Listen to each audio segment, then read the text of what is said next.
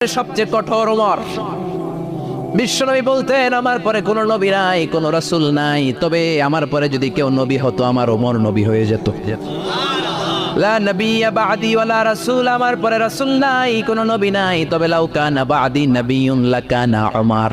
প্রভু তুমি বলেছ রাসূল দেবে না, বলনি দেবে না ওমর, বলনি দেবে না হামজা তারিক, খালিদ বিজয়ী সমর। প্রভু তুমি বলেছ রাসূল দেবে না, বলনি দেবে না ওমর, বলনি দেবে না হামজা তারিক, খালিদ বিজয়ী সমর। প্রভু তুমি বলেছ রাসূল দেবে না। আল্লাহু আকবার।